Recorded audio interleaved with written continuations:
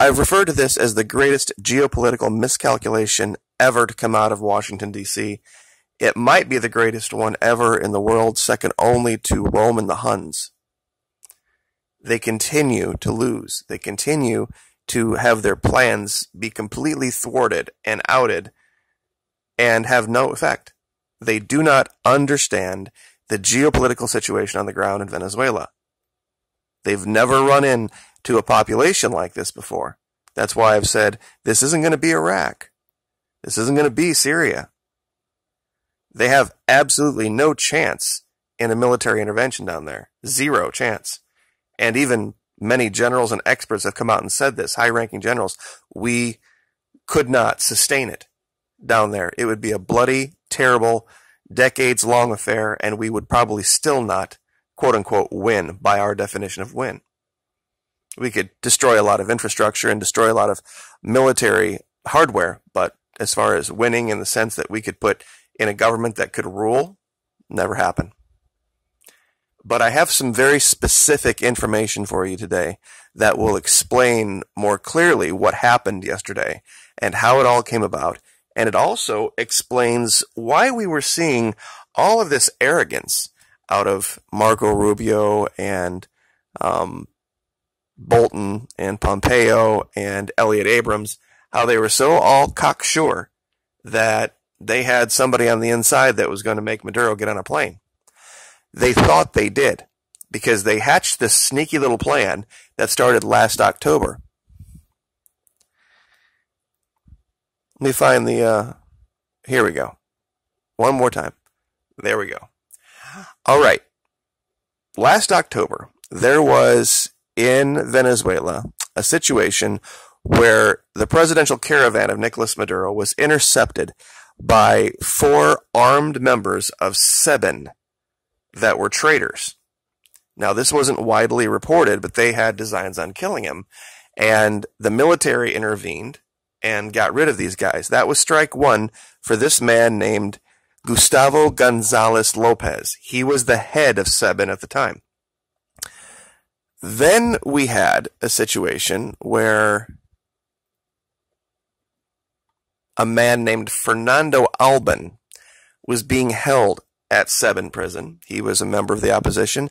And on the day, Senator Bob Corker from Tennessee arrived in Venezuela. This man jumped out a window, 10th floor window, and committed suicide out of this prison. Now, of course, everybody quick rush to judgment said, oh, clearly the Maduro regime did this, and they killed him. The net result of both of these events, the 4 SEBIN traitors and this suicide, led Nicolas Maduro to replace the leader of SEBIN. That's this man here. Because of these 2 events that were perceived by Nicolas Maduro to be failures, he replaced him. Who did he replace him with? He replaced him with this man.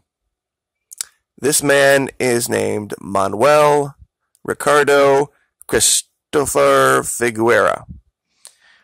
This guy was the one who called the fake awards ceremony yesterday morning. He was the one that ordered all of these soldiers to show up for what was supposed to be this awards ceremony, when really it was a attempted coup. So there was this long, convoluted series of events to put this sleeper into a position of power where he could affect change. Now, this guy, after doing this, sent a letter.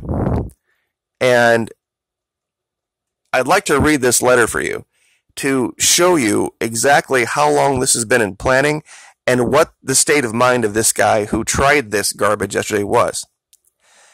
To the people of Venezuela, I want to make clear that I have always recognized President Nicolas Maduro Moros as such as my commander-in-chief. Now remember, this is the guy that started the coup yesterday. However, nobody is secret the state of deterioration in all orders in which the homeland is submerged, and it would be irresponsible on my part to blame it only on the American empire. Now, clearly, this is the story that is the fallback for the people trying to overthrow Venezuela. They're going to say, well, okay, yeah, there's some American involvement, but really, really all the problem started with Nicolas Maduro and evil, terrible, horrible socialism. His next paragraph is telling. Perhaps the disinvestment in industrial maintenance, health, education, and other sensitive aspects of daily life, as well as the disproportionate corruption that the country suffers and that many high-level public servants practice as a sport, is also the fault of empire? Actually, yes, it is. Because what this man doesn't understand, and he was ignorant of, was why there was a giant shortage in revenue in his country. You see, they had been so spoiled to this money coming in, and when oil collapsed, they just assumed that oil collapsed on its own, and that showed a fault in their system. Oil didn't collapse on its own. Oil collapsed because it's the Saudis and the UAE and Iraq and the United States got together in 2014, and against literally every economic indicator, instead of slowing up production to maintain the price, they glutted the market with oil. On top of, in 2015, lifting the ban on our export, glutted the market even further, driving oil down precipitously. In 1 year, it fell 80%. And I've said this before, how the hell could you maintain any system when you destroy the income of it 80% in 1 year? He continues, there are those who have dared to call me a traitor. Well, I tell them that they know me very little because I have a high sense of loyalty that I swore to my homeland and its institutions, the homeland that a party of scoundrels and scoundrels are plundering in the institutions. See, this is the lie that they're saying, well, no, you've still had all of this income. It's just that Nicolas Maduro is keeping it. See, they don't have access to the same levels of information that we do. We can go and we can find the price of oil. We can watch Forbes. We can watch all this kind of stuff. There's very limited internet down there in the sense that they don't have access to the same info we do. And many of them don't speak English or understand English at a level where they could, see what was really happening. This guy basically took a bribe. And to do what he did, and he thinks he's a hero. He's been convinced he's a hero, but now he's going to realize that it's not a heroic thing to take bribes and lie to your people and attempt to overthrow your government by force, colluding with a government of a foreign nation, which is exactly what he did. This guy was a plant. DC planted this guy. They went through this long machination. Remember the LDS CIA guy that they pulled out of there? I'm sure this had everything to do with it. I'm sure that he was down there very specifically to facilitate this. And this is now why I think at this point you're going to see a very, very dark change in the attitude of DC, because I think this was their desire. They had everything pegged on this issue today. That this guy, this leader of Seven, was going to be able to be the catalyst for some giant wave of defections that would force Nicolas Maduro out, because they had everything set for Pompeo and Rubio and all these guys to go out, and even with the mainstream media, all set to go out and run out this narrative to try to drive to the tail wagging the dog, so to speak. And it didn't work. And this guy's been shown the door. And there's just something I don't understand, how anyone could side with somebody who sided with a foreign government against their own. Regardless of, I'm not a giant fan of the current administrator, but you'd never catch me siding with any foreign government against him. Ever. For any reason. We'll settle our own problems. How they think that somehow there's this wonderful opinion of the United States, pardon me, Washington, D.C., in Venezuela, to the extent that the people in Miami, the Venezuelans in Hialeah, Weston, and Doral, can dictate to 27 or 28 million people who their government's going to be. It's insane. And on top of that, if that weren't bad enough, we currently have 2 aircraft carrier units that are sailing south, the Dwight Eisenhower and the Teddy Roosevelt. And I haven't done this in a long time, but I'd like to show you guys something, and I want you to tell me what you think. We've been here before. This is marine traffic. Now, you see all of these ships in the different colors? Each color means something. Green is cargo vessels, red is tankers, blue is passenger vessels, yellow is high-speed craft, teal is tugs and special craft, and kind of a tannish is fishing. Gray is unspecified, usually meaning military. Now, we're going to slowly take away all the things we know, and we're going to see what's left. Take away cargo vessels. Take away tankers. Take away passenger vessels. High-speed craft. Take away tugboats. Take away fishing vessels. And take away pleasure craft.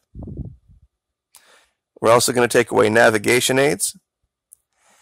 And strangely enough, once again, we have 2 giant groups, nearly 50,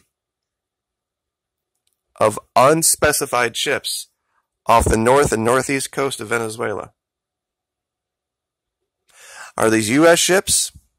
Maybe. Could they be British? Could they be Canadian? Could they be one of the other navies of the world that are part of those 50 countries that are supporting a random guy named Juan? This is where they were the last time we reported on them. Just hanging out, waiting for orders. Not reporting what they are like every other ship would, like the vast majority of ships this size are required to by SOLAS. These aren't Class B transponders reporting this. These are Class A. And Class A transponders are, if you were here for the Fitzgerald investigation, are solely equipped aboard very large vessels.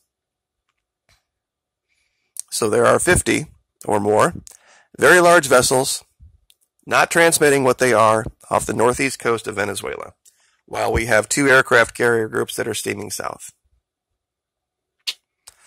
Don't know what to say about that, but I'll let you guys make your own judgments about what that might be. But DC just can't get out of its own way at this point.